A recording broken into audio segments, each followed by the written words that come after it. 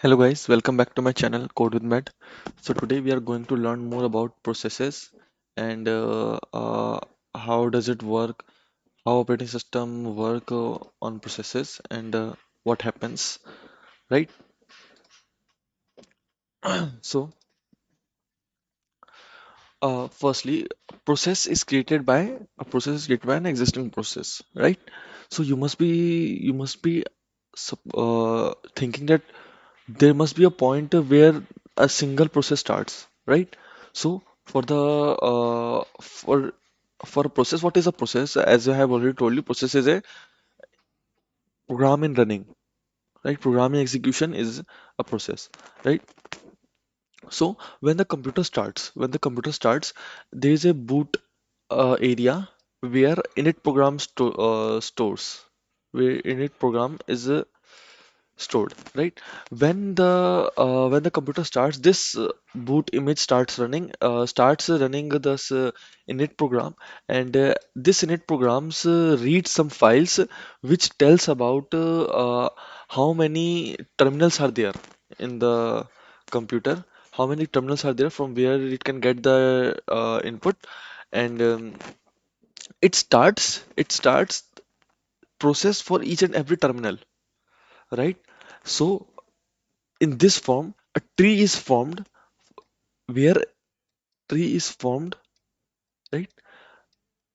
This is the processes for each and every terminal, and is stored at the root, right? So the processes is created by another process which is on its top, right? When like parent process creates a child process, and this child process can further create a process, thereby forming a group of processes.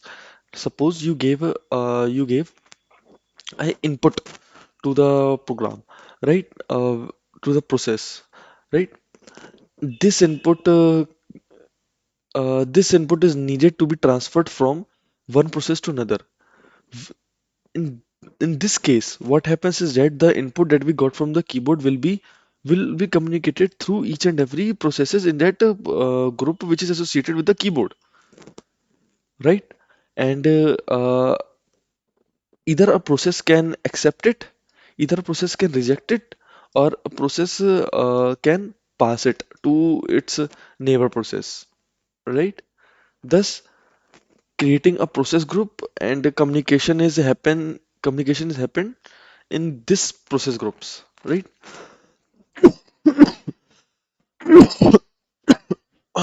Sorry. So, and it is at the top of it, the top of the root of this process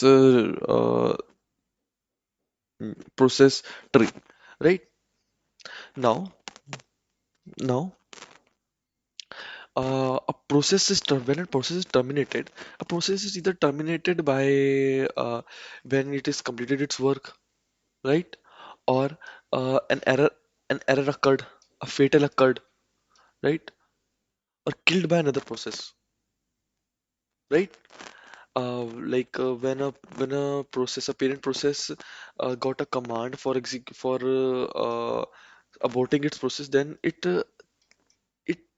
makes their child process it makes the child process to kill their processing, so that it can exit, right? It can exit.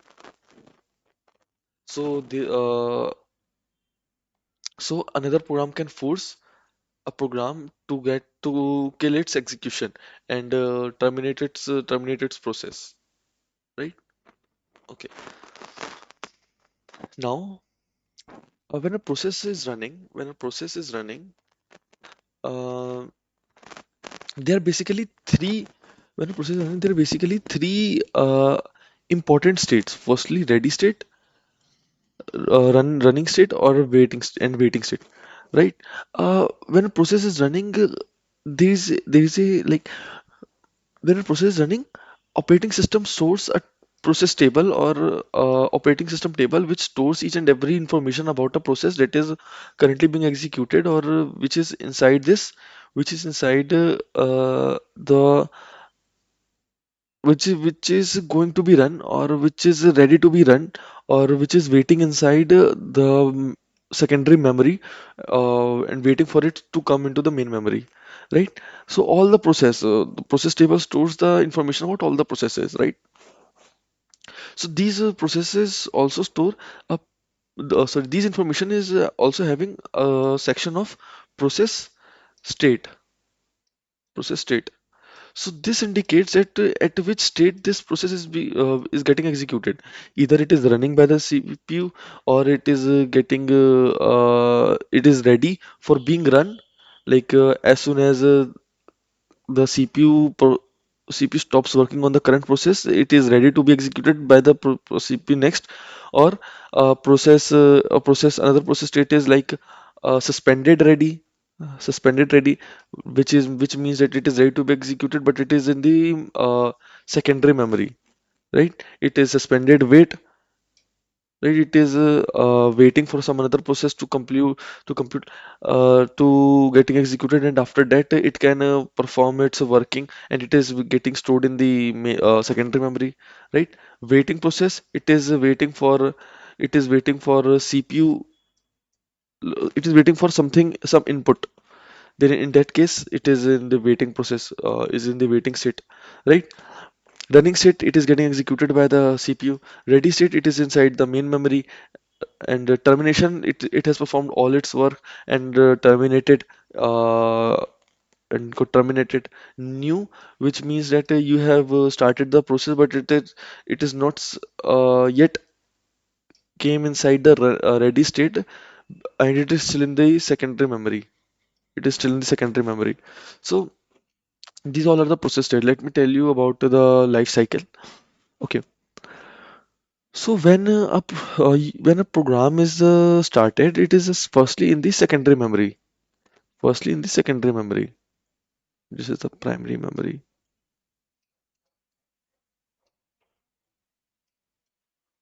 Yeah.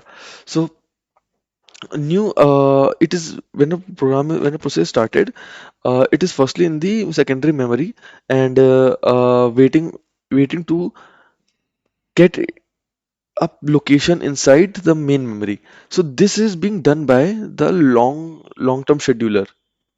Long-term scheduler. What long-term scheduler does? There are three types of schedulers. Firstly, long-term, short-term, medium-term schedulers. Long-term scheduler increases the degree of multi-programming, and how it chooses a process from the secondary memory and bring it to the main memory. Degree of multi-programming means how many processes can you bring inside the how many processes can you bring inside the main memory? How many number of processes can be inside the main memory at a particular instant? There, so since long-term scheduler brings the processes from the secondary memory to the main memory, thereby it increases the degree of multi-programming. Long-term scheduler. So, a process is created with its state as new. Then it is brought in the ready state with the help of the long-term scheduler. As soon as it gets the valid location in the main memory, then the processor wants to execute some instructions or execute a process. So this process is selected by the short-term scheduler, which is also known as scheduler. Short-term scheduler, which is also known as scheduler, right? So this scheduler chooses this scheduler chooses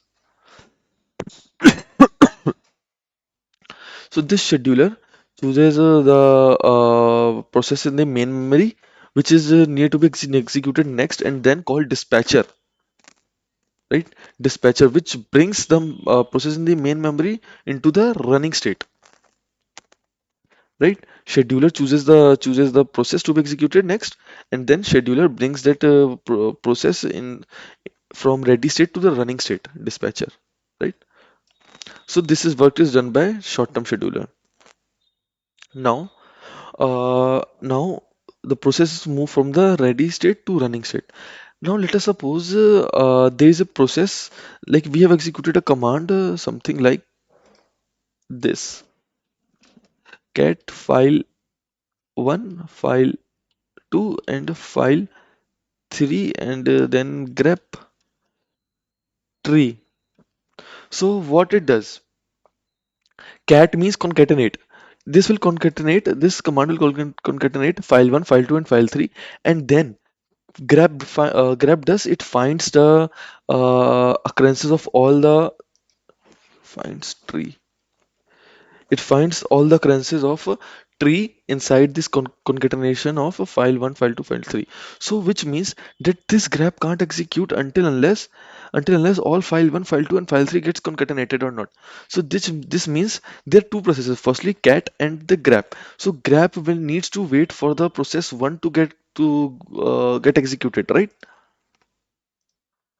Grep needs to wait for this process 2 needs to wait for process 1 to get executed, and then as soon as the process 1 completes the concatenation of all these files, process 2 will execute on it, right? So which means it is needed to be needs to be wait, right? Or let us suppose that cat in this process 1, cat needs to wait to read file 1, file 2 and file 3. So this process will wait until file 1 and file 2 and file 3 uh, is it can't get access to these three files, like, right? So process 2 is also in the waiting state until unless it process 1 process 1 complete with its execution, right? Until then process 2 is in the waiting state because it needs to wait for some input, right? And process 1 waits until unless it gets the access to the file 1, file 2 and file 3, right? So both of these processes are in the running state, but for something process to be occurred, right? Some process needs to be occurred, and after that, as soon as it get occurred, after that these process comes back to the ready state and can start and is ready to be executed by the CPU again, right? So a running process moves to waiting or block state for some process to be occurred or for some instructions to be generated, right? Now let all this work has done and the process has completed. So then it moves to a termination state, right? Now, now let us suppose that the currently ready state is ready. Currently, the ready queue is filled, right? All the processes which is ready to be executed are stored in the ready queue, and all the new processes are stored in the job queue, right? And all the waiting process is waiting in the wait queue, is inside the wait queue. So all let us suppose that all the processes are in the ready queue and the ready queue got filled. Now let us suppose a newer process come a new process come which is of a higher priority, okay, which is of higher priority. So some instruction that is lower than this priority needs to be moved back from ready state to suspended ready, like it needs to move out of the main memory, right? So this change in the state from ready to suspended ready is done by medium term scheduler, and the suspended state is always inside the secondary memory, because as ready state is inside the main memory. So new process which is having higher priority needs to come inside the main memory. So some processes need to be moved out of the main memory, right? So where it will go, it will go to the secondary memory, and this will be called as suspended ready, right? uh, so it moves back to the it moves to the suspended ready, and as soon as some process as soon as there is some space in the ready queue, so the suspended ready resumes its working, right? Now yeah, now same thing happens with wait or wait queue, right?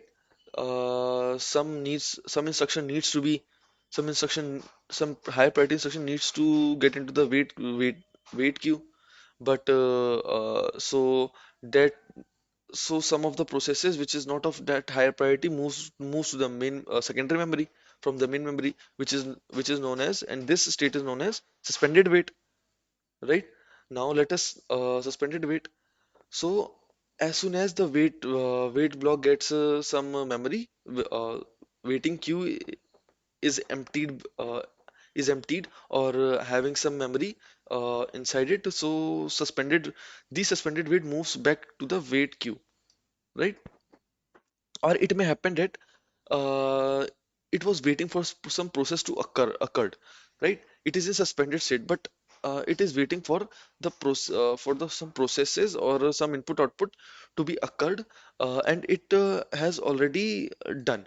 So there is no point of waiting, right? There is no point of waiting, so it moves back to suspended state, right? Now, for example, the grep is in suspended state, and the cat of the concatenation of these three files has already been done. So this is suspended. So since this was in suspended wait, so this will move to suspended ready, and as soon as there is a space in the ready queue, so it moves back to the ready queue, and this ready and the short-term scheduler will choose this particular process 2, and will start executing by the main by processor. So this is how it works. So medium-term scheduler brings brings the processes from the main memory to secondary memory. And what does it mean? It means that it reduces the degree of multiprogramming, because it reduces the number of processes in the secondary memory, right? It reduces the number of processes in the secondary memory, so in the main memory, right? So medium-term scheduler reduces the degree of multiprogramming. Okay, so thank you guys for watching this video. I hope you liked and understood from my video.